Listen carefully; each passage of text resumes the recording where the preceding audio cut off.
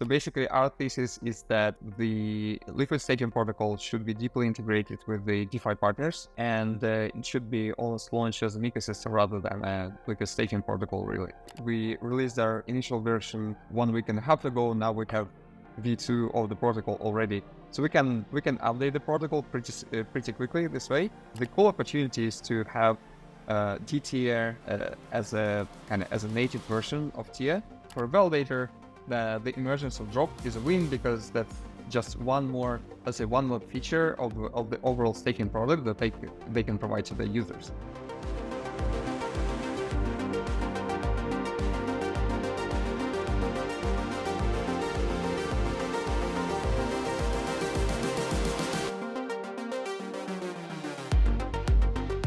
Welcome to the Interop. Today, my guest is Mitya Argunov. He's the CEO and co-founder of Drop. It's a new liquid staking protocol that just launched on Neutron. Very excited about this project. And in fact, Interop Ventures are investors in Drop. They just launched in August and already have 1.5 million dATOM staked. So today we're going to be discussing the protocol, why a new liquid staking protocol in Cosmos, how it's different from the other protocols, the architecture, and the future of DeFi in the ecosystem. So you might have noticed that it's been a couple of weeks since I haven't released new episodes. After Nebula Summit, I took some well-needed time off. I don't know if it was deserved or not, but at least it was needed. But I'm back now, and we'll be putting out new content on a pretty regular basis, just as before. Before we get started, make sure to hit the subscribe button to get notified when new episodes drop. And also remember that none of what we discuss here on the Interop is investment advice. And if you enjoyed this content, please consider staking with us. We're validating on a handful of networks. Just look for Interop in the active set. Hey, Mitya, what's going on?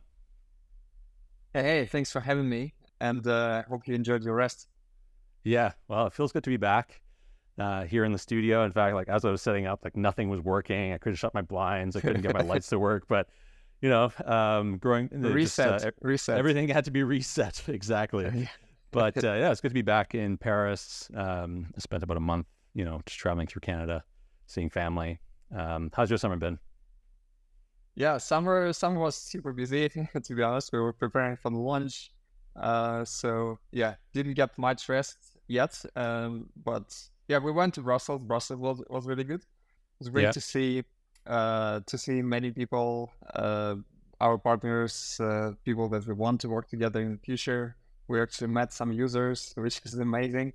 That was my favorite part of Nebula Summit. That I just was hanging out there, and there was the actual user as opposed to normally people that you meet at the conferences, the people who work here. So yeah, that was really cool. And it was for us largely this was just a few months of preparing for launch, and we went live on August 12th. So far so good. We went live with dATOM as a first asset, and now basically going through the phase 1 of bootstrapping liquidity around the protocol, getting some first integrations live and so on. So yeah, I'm pretty relieved to now be live with the protocol as opposed to kind of getting prepared, which is more stressful in fact. Yeah, it feels good. Yeah. People should check out your talk at Nebula. I'll put it down in the show notes. Although we'll probably talk about more. The talk seems a little bit dated now since it was before launch. We'll probably discuss a broader set of topics here on the podcast, but some to look at. And you were also on a panel with Vishal from Stride, Josie from Milkyway, Edgar from Kiln, and Clay of Eigenlayer on this big liquid restaking panel. I'll also link to that in the show notes. That was a pretty spicy one. So you guys went live about 2 weeks ago when this releases. How's everything going since launch? It's been really, really smooth. Obviously it's always a bit nervous when you're going live, you're releasing a completely new thing, so you try to get prepared for all the things that can happen, but you never know what could go wrong. And for now, nothing really went wrong, which is pretty amazing. There was so we kind of did a phased rollout on many fronts. So one thing that we just released after launch is so-called LSM staking, when you can migrate your stake from a validator. So that was just yesterday. And that's a pretty cool feature because you don't have to wait for the unbonded period, which is 21 days for Atom. And otherwise we've been really, really busy getting integrated with a bunch of DeFi protocols. So we went live with S support in Levana on day one. And since then, Mars V2 also launched on Neutron. And they also will have more and more new cool features coming. And there are many more integrations lined up. So yeah, there's a pretty long queue. We're been really busy in terms of like also preparing the integration of the Droplets side. We have this Droplets program where people can earn their future allocation of drop token by participating in protocol launch, providing liquidity, using DeFi, and so on. And what is really cool to see is that DeFi protocols get integrated with Droplets pretty deeply. So they will do something like they will show you in the UI here's how much of Droplets you're going to be earning, or your current Droplets amount, and so on. So it's kind of let's say ecosystem wide thing now, which is great to see. So it's been good fun. I think having fun is really important, we'll definitely have been having fun, and we'll have much more. Yeah, definitely. Well, we'll talk more about like the architecture. You mentioned the LSM staking module. I want to talk about that. We'll also talk about the integrations. But you mentioned something here that maybe it's a term that we can like just for people to understand. Like, what is a droplet, and how does that kind of like play into Drop? So Droplet is a Droplet is something that you can earn during the first 6 months of protocol's existence, and this is something that you earn by participating in DeFi, by staking with Drop, by generally speaking, like being doing something which is productive for the protocol launch, and the baseline kind of assumption that you can have about earning Droplets is that if you have $1 worth of stake with Drop, you will be earning 1 droplet per day. And then if you participate in DeFi, for instance, if you provide assets to a liquidity pool, then this will be multiplied by maybe 5x, maybe 50x. And by the end of this 6 months, people will be they will have their accumulated droplet amount. And then this will lead towards the TG event for Drop, and the Drop token will be like we have 10% of the Drop token allocation, which is going to be distributed to the Droplet program participants, and this is going to be distributed proportional to how many droplets everyone earned. And there's one more aspect to this program. We essentially want to encourage people to invite other participants to the protocol. And you can earn more droplets if you invite people to the protocol and they earn droplets, you earn some percentage of this. So basically, even if you're not a whale personally, or maybe you don't want to participate in the DeFi strategies that you think are just not a good fit for you, you can still earn a lot of droplets by being kind of an active community member and bringing other people on board. So good old affiliate marketing. Good old affiliate marketing here. Yeah. No, that's cool. So basically, if you stake $1 worth of say Atom, you will get 1 droplet per day. Droplet. And then there are multipliers. So if you're using those D assets in DeFi, if you're if you're referring other users to stake their Atom in Drop, you can multiply that, like you said, up to 50x. Exactly. Wow. Yeah. Okay. So everyone has, let's say, their preferred way to participate in this program. I think one interesting thing to mention, and again, not a financial advice, but obviously you can have your different opinions on whether Atom is going up or down. And I think that doesn't really prevent you from participating. I know that people who essentially borrow that or against like USDC or whatever they were holding, and then even if you want to go short on Atom, you can still participate in the program. So yeah, it really allows you to be pretty creative with the strategies that you use. And the more DeFi integrations that we have, the more options you will have to do so. Because, for instance, if you like leverage your position from Mars, then your droplets are also kind of leveraged. So Yeah, I think it's like a huge playground really, and you can pick the way that really works for you. We make this choice kind of easy because the actions that are productive in terms of like helping us bootstrap liquidity, helping the protocol grow, and essentially helping to have a more healthy DeFi ecosystem in the Interchain in general. These are the use cases that get the most droplets. So you can be selfish, and this is going to be good for the ecosystem. That's kind of the balance that we're trying to hit here. Okay, cool. Of course, none of this is financial advice. Definitely but not. we'll talk a bit more about the integrations later on. So during your talk at Nebular Summit, you mentioned something. I think it was also discussed in the panel, and I'm paraphrasing here, but the general idea is that native staking in Cosmos has held back the Interchain ecosystem. And, Yeah. if I look at the liquid staking market right now in Cosmos, there are at least four, now five with drops. So we have Stride, Quicksilver, Milkyway, Persistence.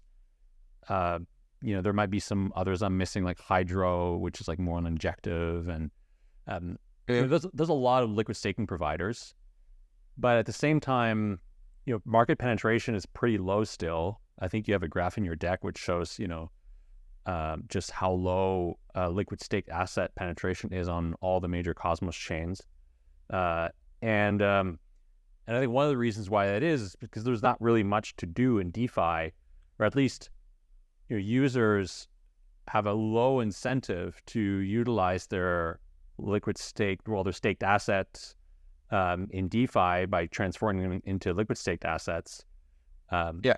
Can you maybe expand on that problem, and what is the major kind of hurdle that the Cosmos ecosystem needs to overcome in order to have more LST adoption, and which I think should have a direct effect on how DeFi grows? Yeah, hopefully it will.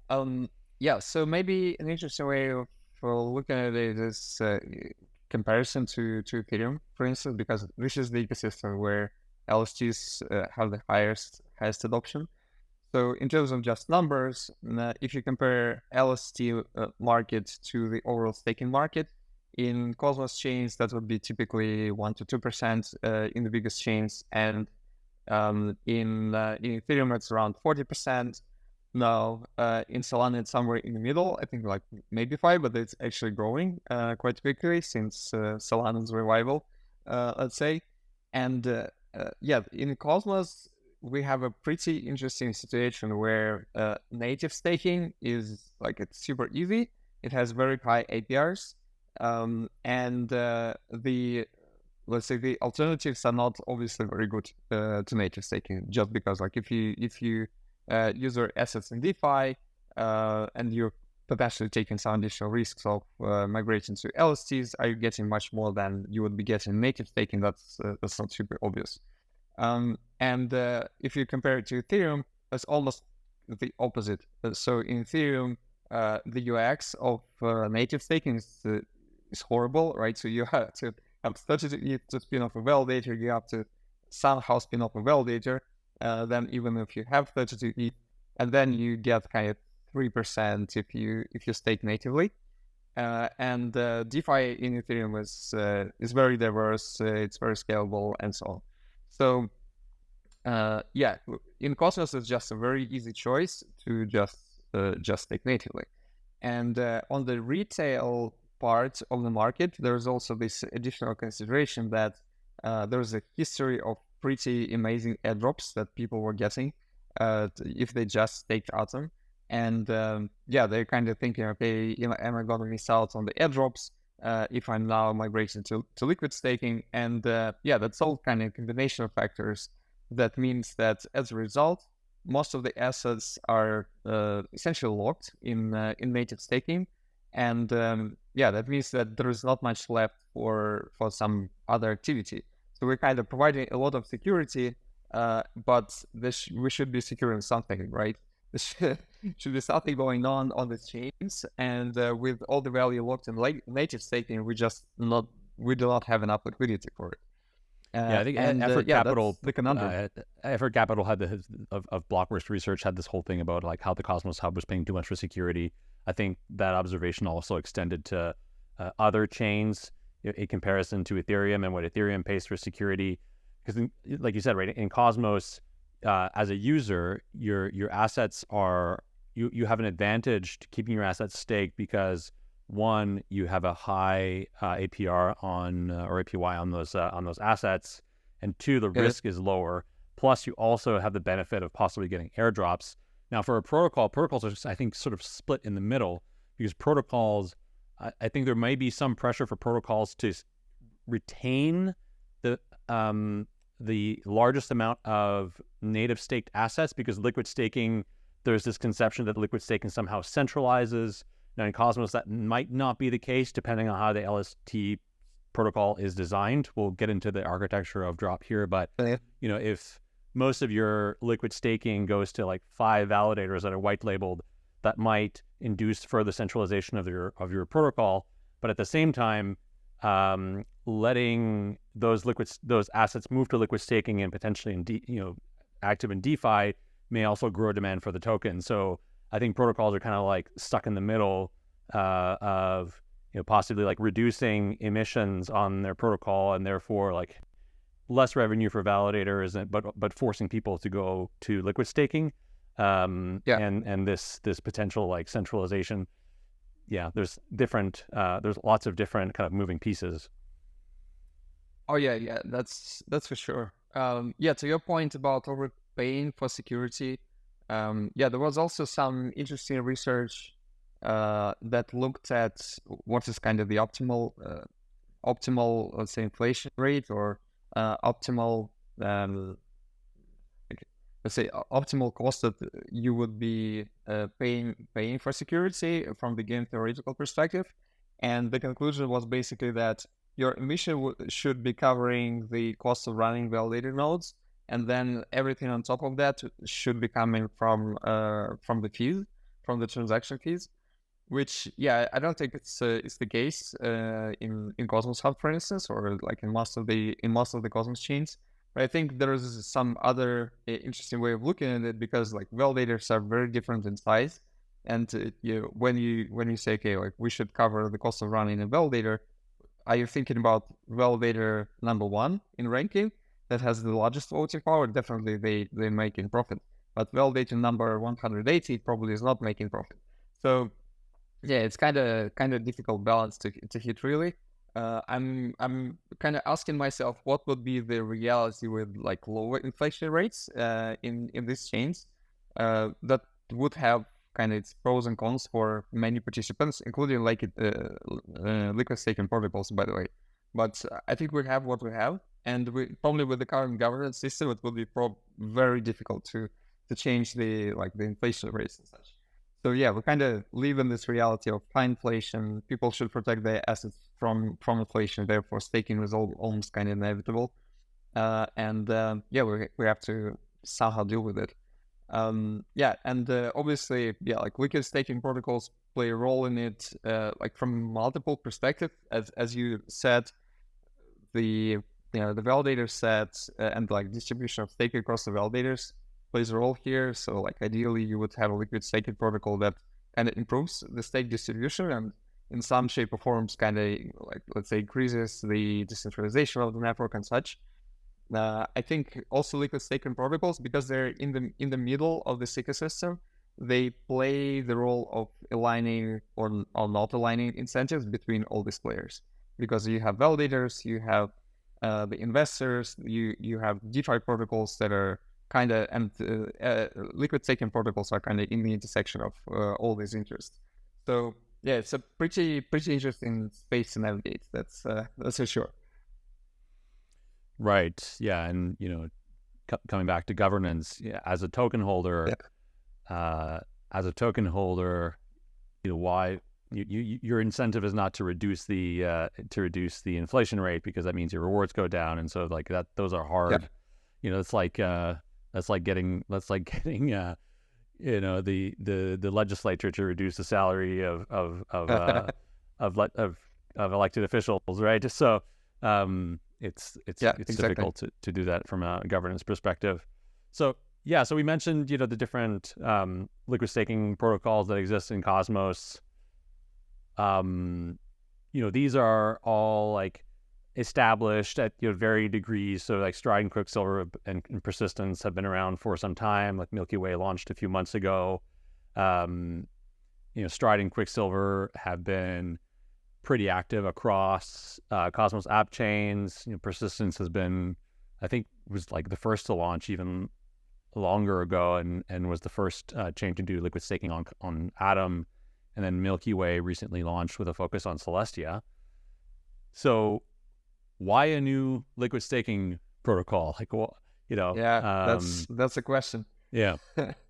I think like to your point, we have quite a few of them. They might be a slightly different flavor, but at the end of the day, the market share of liquid staking is still kind of pretty low. And I think we got collectively, let's say as an ecosystem, we probably got to the state where maybe like a retail user can actually use this LSTs in DeFi. But if you're thinking about a kind of larger token holder, maybe like a fund, maybe whale, for them this is just too small of a scale to make this LSTs really, really useful. And just as an anecdote, we spoke to Whale, who I think almost kind of single-handedly filled all the borrowing caps on Mars for for all the LSTs. So basically, it takes one person to take all the capacity of the ecosystem around the LSTs now,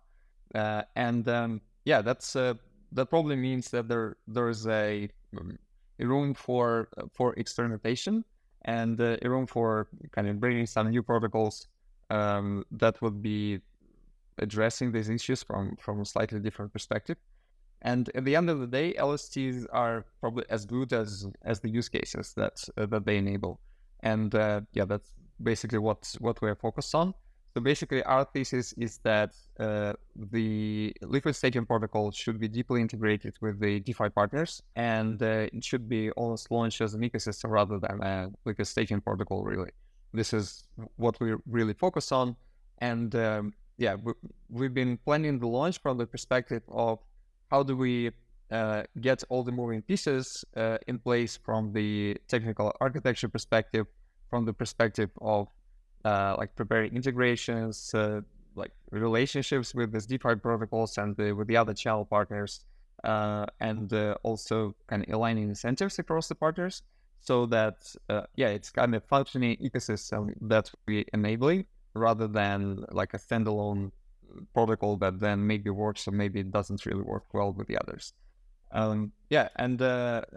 So for instance, on the architectural side of things, which chose to bring forward as a smart contract based protocol, and essentially what it enables us to do is to be more nimble and to experiment quicker with the protocol, but also not to have the cost of running a chain.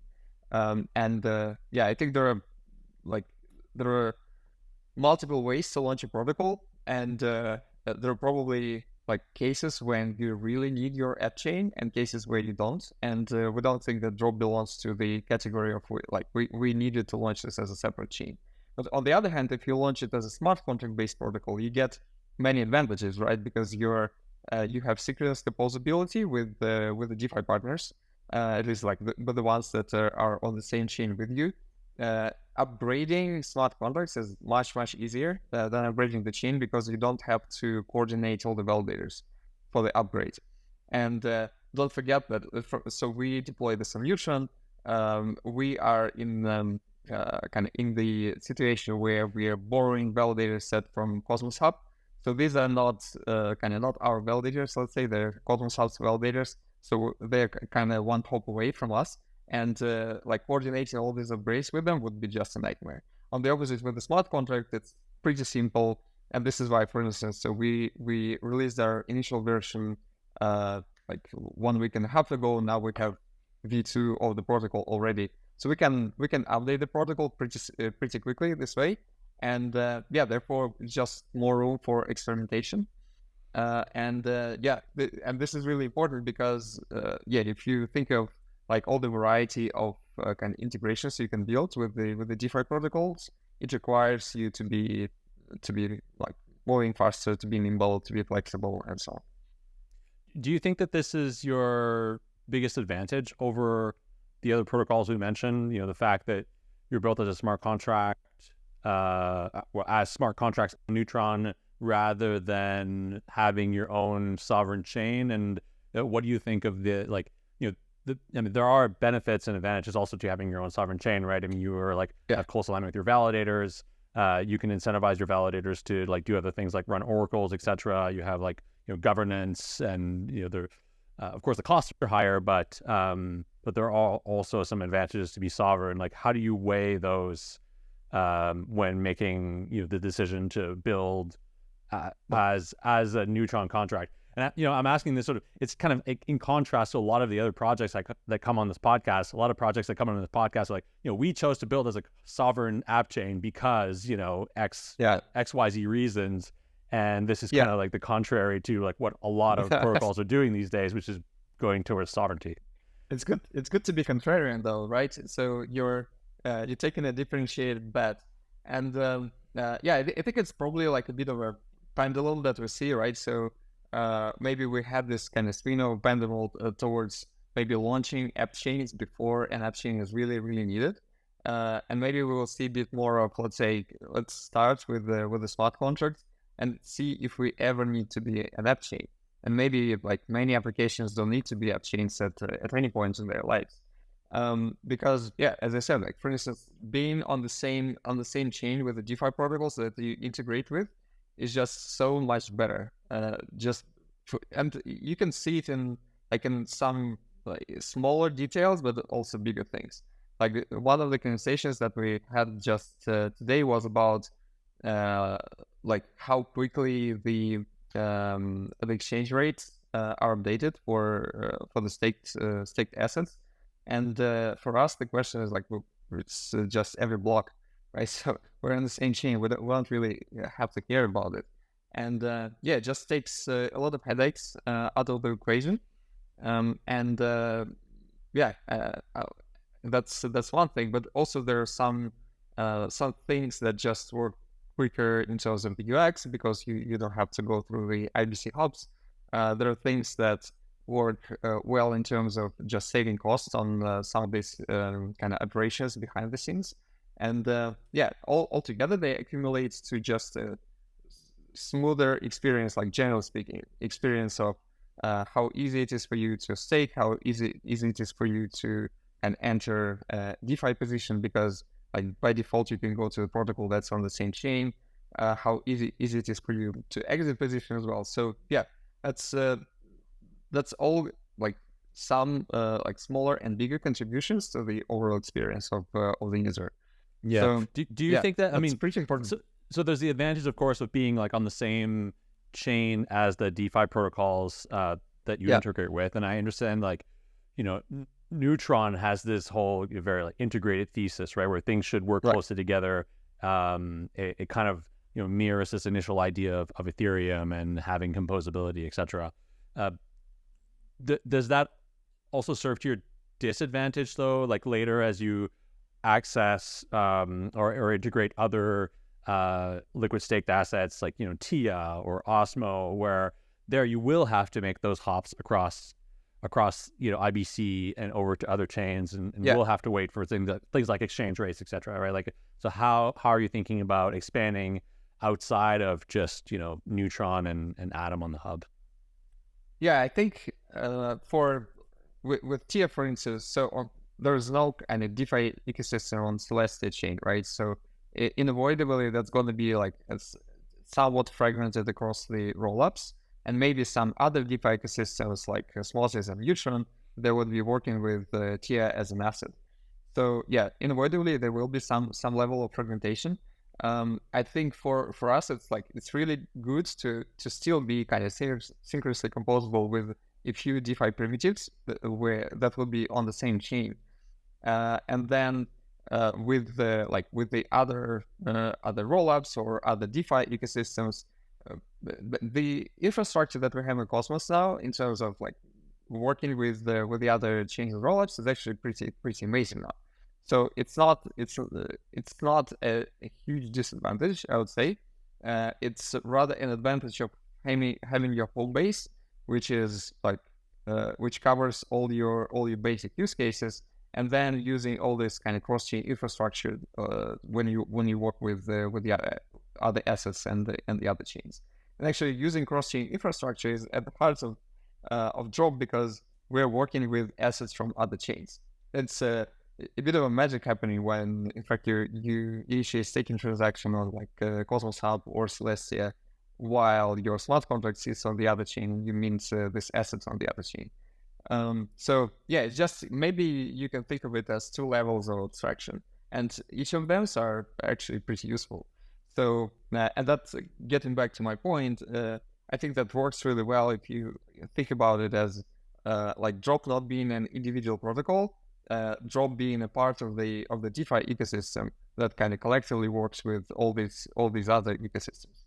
And yeah, and who knows? And I can let's say I can see a version of the future where Drop has some kind of outposts in the other ecosystems, and that could be very interesting if, for instance, we have a module of our smart contract that would be taking care of the staking part, for instance, so that on some other chain that has its own DeFi ecosystem, this module would still be synchronously composable, so that we would have like a core smart contract of Neutron, and there would be this outpost that is very easy to work with for the protocols on the other chain. Why not? I think it's actually viable version of reality. We're not deploying this tomorrow, but yeah, totally see this as an opportunity. So what are the next steps here in terms of the go-to-market? You've launched already dATOM, so people can, I think it's still in beta, so you need like an invitation, so it's not fully open yet, but it's possible to liquid stake dATOM. What are the next assets like that you guys are looking at, and how do those play strategically within your, this kind of ecosystem of DeFi protocols that you want to build across? Yeah, definitely TIA. Yeah, I think Celestia is an ecosystem on its own, obviously, and as I said, has a very different structure. Yeah, that's coming soon. So watch this space.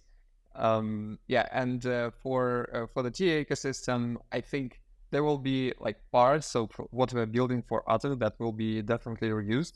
So many of the DeFi integrations that we work with will be equally useful for TIA, so that in terms of having this very strong combination of like a well-integrated DEX, lending protocol, leasing protocol, then Emulate Finance is launching something very interesting. Like we will have this kind of package ready for any new assets that we're going to launch. But I think for Celestia ecosystem, like the other component that we will be working on is how all these assets are getting integrated into multiple rollups. And yeah, I think for rollups, obviously, because they're kind of starting their own DeFi ecosystems from fresh, the cool opportunity is to have DTIA as a native version of TIA that is basically the right balance between kind of not sacrificing economic security of Celestia and then having this yield-bearing assets in the rollup. It's kind of very interesting to look at it from a perspective, again, like Ethereum comparisons are interesting because that's like a very large ecosystem that has a lot of history. And it's if you look at Ethereum, ETH is like the native asset versus STETH, and a lot of I'll say a lot of liquidity that exists there is focused on this ETH STETH pair.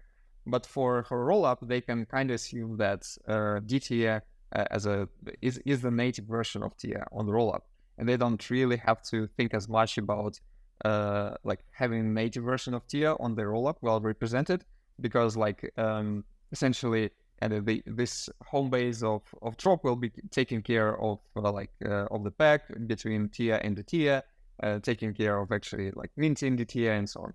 So yeah, I think that's a huge opportunity for the rollups to just make every representation of TIA on the rollups yield bearing, and therefore it's just free 11% of APR on every TIA that we have. So will you launch a rollup on Celestia? Well, we launch a rollup on Celestia. Not right now. If there is a good use case to do so, yeah, definitely will do. I don't see this as something that will get us a lot of advantage right now, but again, never say never. I think that would be. I think emotionally that would actually be pretty cool. I don't see a very good justification for it just for now. Okay, so then in terms of like technical architecture, how would that work on Celestia? Then would you have to launch drop? So like say have drop contracts on every rollup with which you integrate, or? Oh no. You can breach to rollups via Hyperlane, for instance. Ah, right. And yeah, so we can use Nexus implementation of Hyperlane that has been live on Neutron for a very long time. By the way, fun fact is like just how large is volume on Hyperlane between Celestia and Neutron. I just saw a chart recently, and that's just mind blowing how much money is going through there.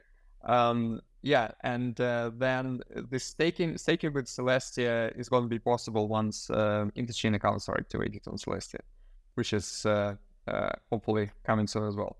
So okay, yeah, Celestia ecosystem is actually pretty interoperable, especially with Hyperlane. Hyperlane is kind of the default bridge for rollups. And what do you figure is your competitive advantage over Milkyway, which has launched as the first liquid staking protocol on Celestia, and like very ingrained in that ecosystem? Like, how do you compete with them on features, on partnerships? Yeah, we don't. Because, I think for with Milkyway, it's definitely more of a partnership. And as far as I understand, their focus it's kind of lean more and more on the side of restaking use cases versus liquid staking, and which I think is good. Like for us, it's great to have a very strong restaking partner. And yeah, I think that's actually pretty interesting about this ecosystem in general. I can see the vision of the future again, where like different LSTs, LRTs, restaking providers have their own niches. We don't necessarily have to be kind of direct one-to-one competitors. And this is something that apparently is happening with Milkyway, because now they focus more on restaking. Naturally for them, we are more of a partner than a competitor. And I think, so our strength in this partnership is going really, really deep on DeFi integrations and like navigating DeFi landscapes well, and figuring out how to get the best use cases in the DeFi space. And for Milkyway, their focus is how to create this restaking infrastructure, how to get AD assets on board, and so on. And the intersection is actually pretty nice, because the assets could be used in Milkyway as collateral, and that's this kind of natural handshake of the partnership. Okay, so Milkyway then is kind of moving more into a restaking provider, where any LST, so like dATOM or stATOM can be used as collateral to secure Celestia-based AVSs. Yep. Is that kind of okay? Interesting. Yeah. I think they're probably better ask Milkyway. I think it's gonna be like tier derivatives first. Well, let's say tier based LSTs, and then maybe they will open up to the other assets. But their roadmap. Of course. But I'm actually pretty excited about it. I think it's for everyone. It's good to have kind of strong teams like having their focus and building this kind of money Legos and token Legos. Whatever you want to call it. We should do like a space like with you guys and Milkyway and. Oh yeah, that would be fun. Because I think a lot of people see you guys as competitors, or at least until now, I sort of saw you more as competitors than partners. Yeah, that's what they were saying as well. I think like before we launched, and I only met them in person in Brussels for the first time. Yeah, there were people that were telling us, "Oh, here's like Milkyway. How are you going to compete with them?" With them, it sounds like it was kind of similar. There were people telling them, "Oh, Lido is coming to Cosmos. How are you going to compete with Lido?" and so on. But in fact, it sounds like it's really more of a partnership relationship, which is pretty cool.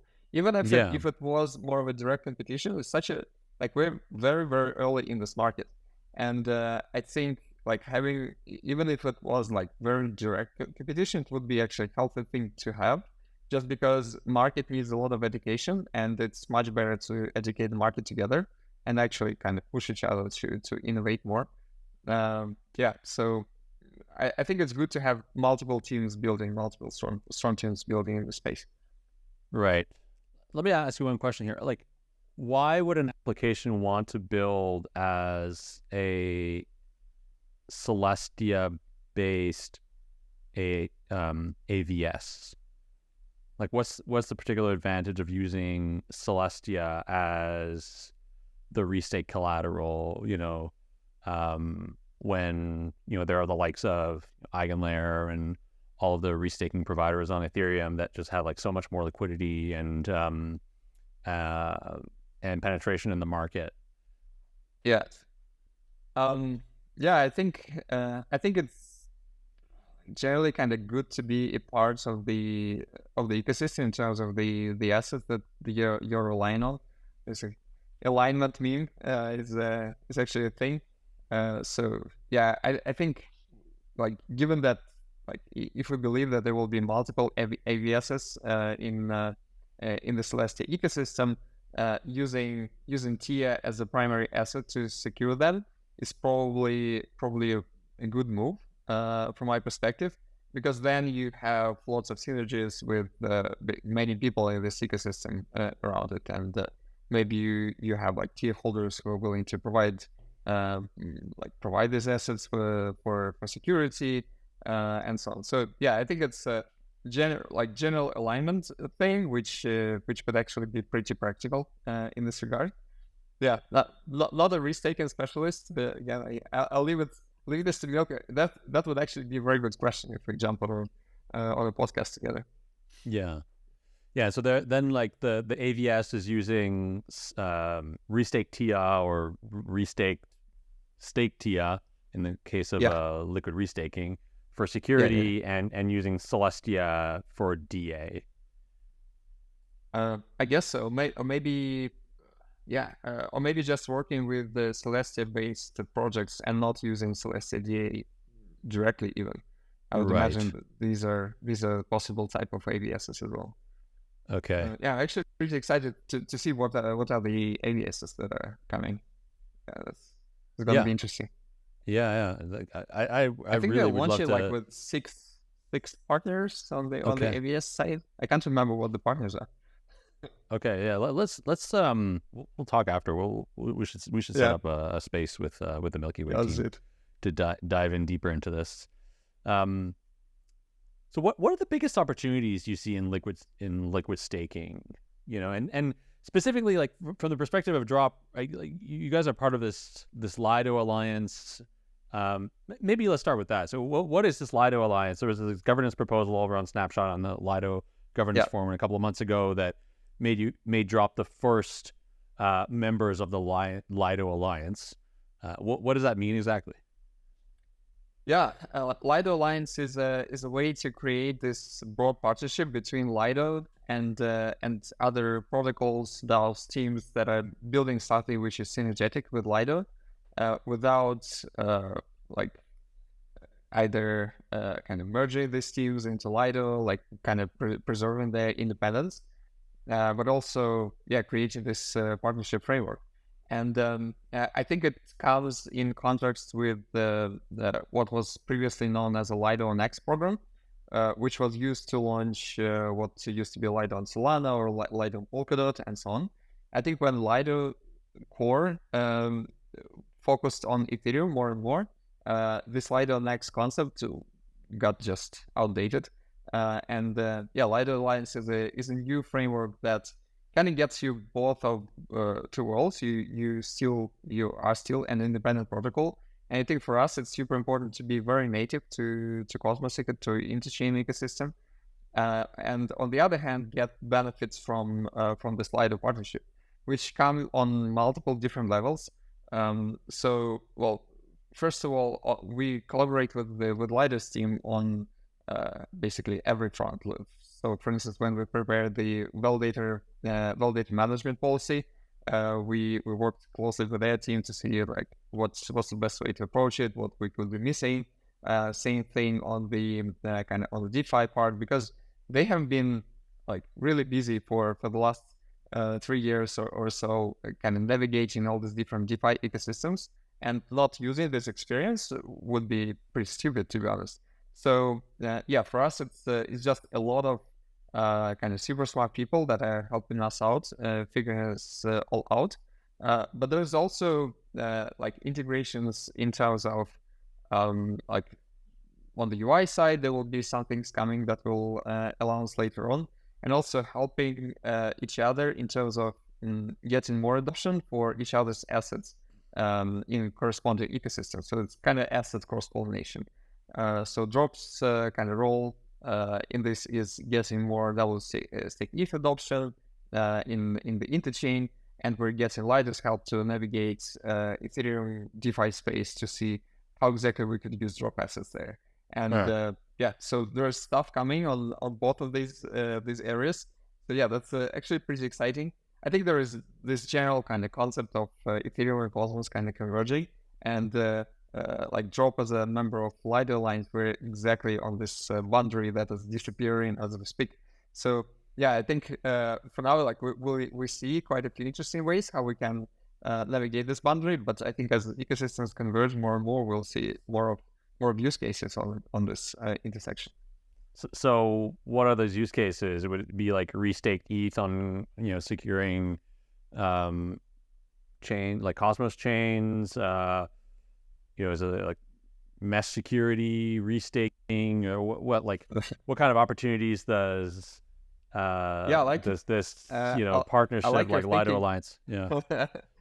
Yeah, I won't spill the beans, but yeah, this all sound really interesting.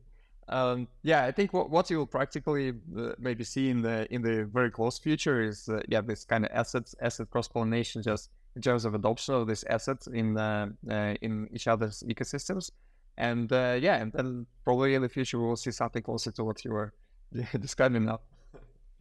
Okay, so no bean spilling is what I understand. Cool. Well, I'd like to talk a little bit about the architecture. So I was lucky enough to be able to try Drop and stake some ATOM, liquid stake some ATOM on Drop. Oh, thanks. It was pretty seamless, I gotta say. Like the experience, I mean, it took me a minute to do it, even though it was all one transaction. I guess I had to sign twice. But one thing that I noticed, which was really cool, was that I could see the ATOM that I had in my wallet, like just sitting there, and then also a list of validators with the corresponding amounts of ATOM that I had staked with them. Yeah, and so like I had ATOM stake with like Pikachu, for example, and I could just convert those right into dATOM, and that's a user flow that I had never seen before. With Stride, for instance, you first have to, I guess you also have this ability to swap your staked ATOM for stATOM, but the UI feels a little bit more cumbersome than. So I wonder if that's just a UI thing, or if there's more to the back end architecture than meets the eye. Yeah, I think probably the backend architecture is slightly different as well. I can't really recall, or I didn't even explore very closely how it is implemented for Stride. But yeah, there is LSN staking module, which is unique to Cosmos Hub, that allows you to migrate between native staking and liquid staking seamlessly. yeah, it's done. It's kind of pretty complex, I would say, under the hood, because it's done by kind of separating a stake position into so-called LSM shards. You're not moving kind of arbitrary amount of stake. You're moving the shards around. Yeah, so there is also an interesting part of it, because you then have to navigate this via IBC, because we're not on Cosmos Hub. The smart contract is on the other chain. Yeah, and I don't really know if we're like really different under the hood, but we basically put a lot of effort into making this really seamless from the UX perspective. And I think it works really well. It's it's simple, and it also saves you 21 days of or your staking rewards. And this LSM module is only on the hub, as far as you know. Only on the hub, yeah. I'd love to see it on more chains. I'm not aware of the plans of the other chains to do so. But yeah, on the hub, that's a super nice opportunity to migrate seamlessly between native and liquid staking. Why would a chain be opposed to implementing LSM? Are there any like disadvantages that I'm not seeing here? It just seems like a win-win. I think there's, I think it is. I think there's definitely some level of technical complexity involved. So yeah, you implement all this additional logic in your protocol, and that's probably not definitely not an insignificant effort to do so. I think also it's a slightly more complicated on the validator level, because they also now have to take care of their LSM bond, so-called. So they have to make a separate transaction that will bond certain amount of tokens with the validator. That's kind of their skin in the game, and they can only receive these delegations through LSM if they have enough of the LSM bond. So yeah, it comes with more complexity, let's say, and making it seamless in terms of UX is not very easy. You kind of have to work with the validators to make sure that they have enough LSM bond. So yeah, definitely, I think for Cosmos Hub it actually works really well. They made this effort at some point. For the other chains, I guess like if they see a lot of value in like reusing this area for liquid staking, that probably makes sense. It actually works really nicely. And I don't think it's a silver bullet, really, because like if it was a silver bullet, we would probably see like, I don't know, multiple tens of percentages of liquid staking adoption on the hub. But definitely it's like one less barrier for liquid staking protocols.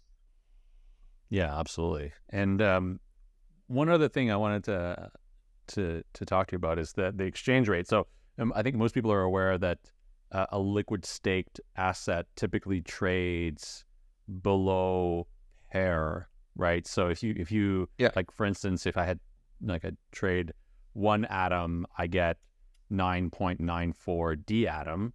And as I was doing this, like I know that this is expected, but I actually don't really understand fully why this exchange rate exists between.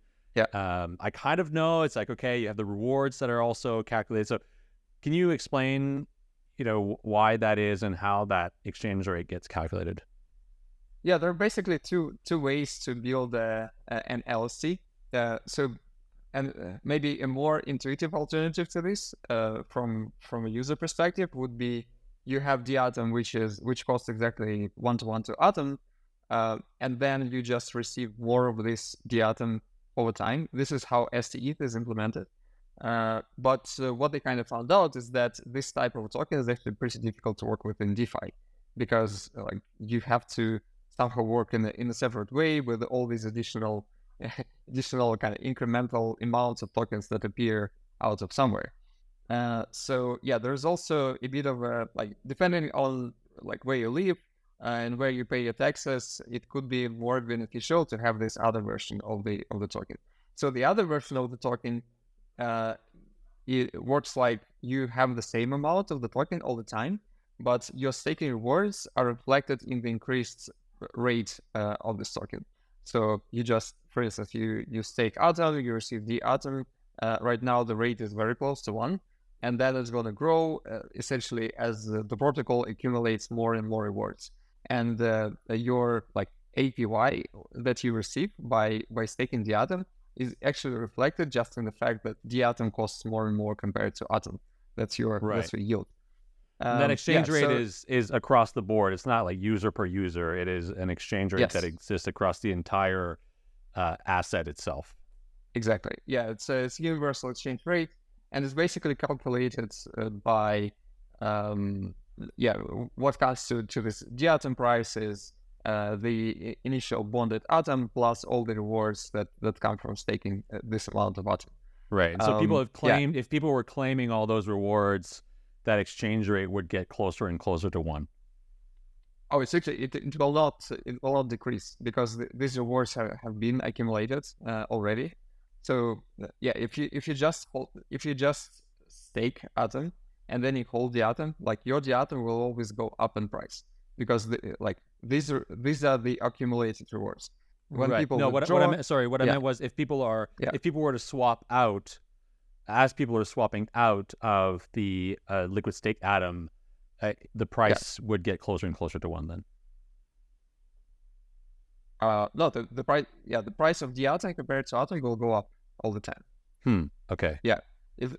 Because they they get their because imagine you're like an individual holder of dATOM, and you stake your atom and then you receive your dATOM. Your dATOM will go up in price, and this is your yield. So, and because this rate is universal across the board, you will still have an increased price of dATOM. When you swap out, you get you get some of this atom that has been accumulated as rewards, but it shouldn't reflect situation for, let's say, one person staked atom on day 1, and they have been accumulating more and more rewards. If everyone else swapped out for this person, there will be still enough rewards for the price of dATOM to go up, because that's the only mechanism of value accrual. Oh, okay. Yeah, of course. That makes sense. Okay, and I'd like to maybe just a little bit talk about the technical architecture in terms of like how Drop distributes assets among validators. I know that different LST providers have different design choices on how this is done. So, for example, like I know Stride has a white label set of validators. Quicksilver had a very different approach where a user could choose their validator, and they were very intent on people being able to keep their governance rights, etc. What is the Drop approach? Like, how are validators chosen, and how are you dealing with governance rights and things like that? Yeah, I think that's a super interesting topic. There are one way of thinking about it is if everything 60 or 70% of the assets are now native staking. They're staked to one of the validators, and when a liquid staking protocol arrives on the scene, like we don't want to be competitors to these validators. So one of the things that we want to enable is for instance, when people using LSM module migrate from their position staking with the validator to their position of staking with Drop, they might still want to keep this relationship with the validator for whatever reason. Maybe they're part of community. They like this validator because they have a cool podcast. Maybe they like this validator because they have memes on Twitter or whatnot. We think that this is important to keep as an option. So that's kind of one thing. We also learned from Light on Terra experience. That was actually pretty interesting case, because Light on Terra launched, if anyone remembers, with a mandatory choice of a validator when you were liquid staking, and that resulted in 80% of all the assets being staked with one of the validators.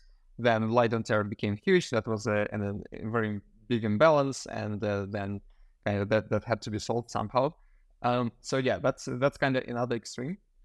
So what we want to do is to provide an option to express your validator preference and say, like if I have an opinion, yeah, this is a validator that's I want to receive this amount of stake. But by default, it is distributed equally across validators, at least in V1 of our validator management policy. So yeah, we want to have this balance between both of these options. And I think it actually works really well so far. So we're experimenting with this in 2 ways. First, if you go to Staking Rewards, that's one of the channel partners that integrates Drop from day 1, basically, or day 2. You can actually do both. So by default, you can stake across 30 validators that we have whitelisted. And then you can kind of click into this and say, oh, this is my favorite validator. Please give them a little bit more stake. So that's first experiment that we run in this area. The other experiment is all the validators have referral codes, and they can invite their community to stake with them. So that basically for a validator, the emergence of Drop is a win, because that's just one more feature of the overall staking product that they can provide to their users. Actually, both are going really well from our perspective, because for validators, it basically means that they don't have to choose between supporting a liquid staking protocol and sacrificing their voting power, and that's pretty good in terms of incentives alignment. And then for stakers, like if they have a preference, they have a way to express it. And some of the validators have very, very strong and passionate communities that want to make sure that the stake goes to their validator. So yeah, for us, most of the stake is now still kind of in this equally distributed mode, and we have 30 validators for now. And then some of them are now starting to get some additional delegations. So yeah, it's a better mode for now. We'll see how that goes, and whether we have some let's say limitations to this or something. Definitely want to avoid this 80% to one validator type of imbalance that we saw once. But otherwise, it seems to be a pretty healthy thing to do. Yeah, something else I wanted to say about, it obviously works well with this LSM thing, but maybe I mentioned this in the beginning, because you remove the stake from this validator, you were staking with them already. Probably like there was a reason why you wanted to stake with them. So you just move it to Drop, but you could stake with the validator. So that's pretty good use case. Okay, yeah.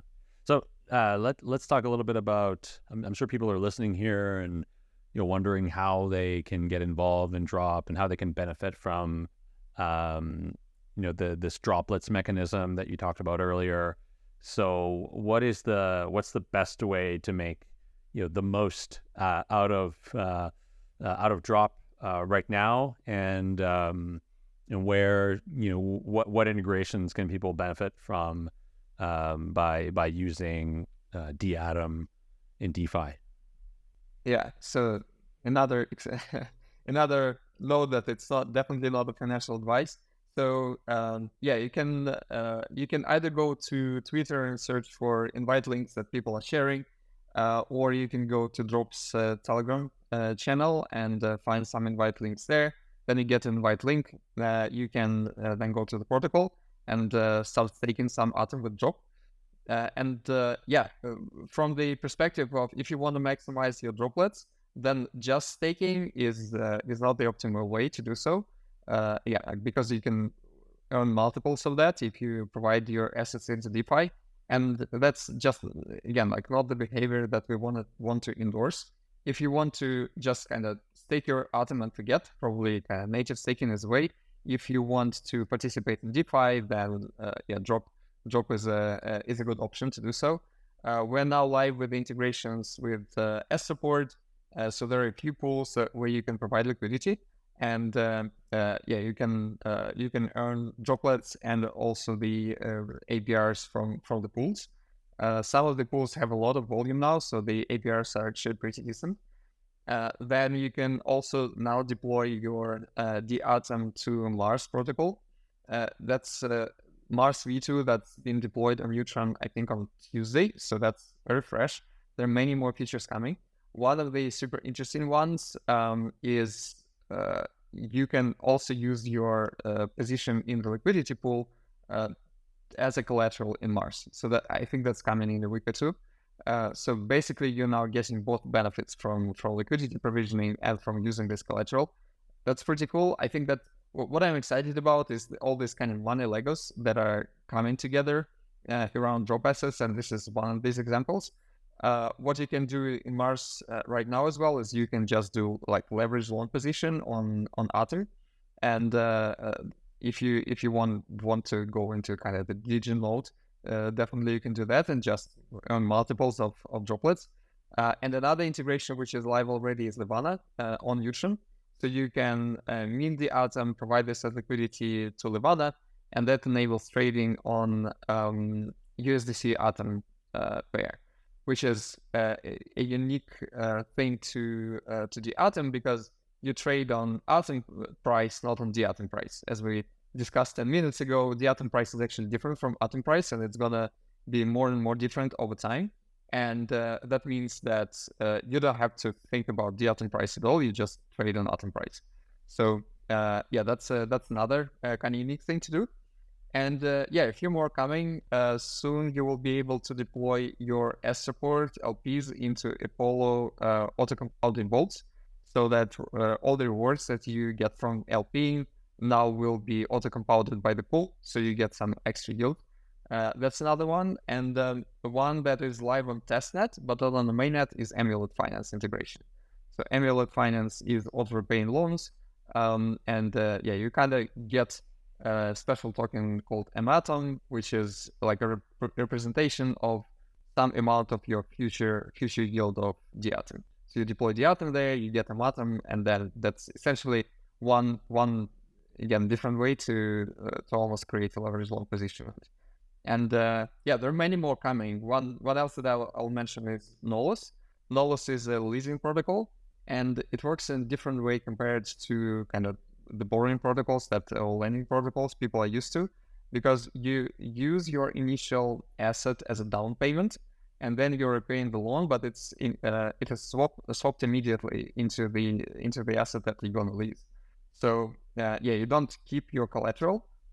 And this is a way, actually you can think of it as a bit more flexible way how you can create different positions, because your loan can be nominated in USDC, but your collateral is in dATOM, for instance. So yeah, another option. So there's a lot to explore already, many more coming. Yeah, but I think yeah, depending on what exactly is the use case that and if you want to go long or short on dATOM, you can pick one of these. And yeah, we're pretty sure that now already you can probably pick a strategy that will be the right fit for you, regardless and when of is your TIA positions launching? on dATOM. TIA launching, yeah, it's probably launching in September. We'll definitely announce closer to the date. We're almost in September, so we're not so far away. Yeah. So I guess my question is, when should people unstake their TIA? Because TIA doesn't support LSM, as far as I know. Yes, TIA doesn't. So yeah, don't unstake right now. We'll let you know. Don't miss out on your staking rewards. Yeah, once the date is confirmed, we'll definitely let you know. I think we'll start with TIA testnets in a few days already. So yeah, it's coming. Great. Well, we've gone a little long here, but it's been great to have you on. Thanks so much for coming on, and learned a lot today about Drop, and I'm excited to start using my dATOM in Levana and Mars. On the website you have all of the different opportunities, and I see a juicy 50x on Levana for 45-day LP lock if you're so inclined. So yeah, lots of things to do with your staked dATOM already on Drop, and I'm sure there's going to be lots of other things that people are going to be able to do. And that's what we need. I mean, we need more ways to utilize dATOM as collateral in different DeFi protocols. You know, if we want this asset to have any utility, it's definitely one of the ways that dATOM gains utility. So thanks so much for coming on, and we'll have to talk again about that Twitter space. I'll have to reach out to the Milkyway team, see if we can make that happen in the next couple of weeks. Yeah, we should do that. Yep. Great. Thank you so much. All right. Thanks for having me.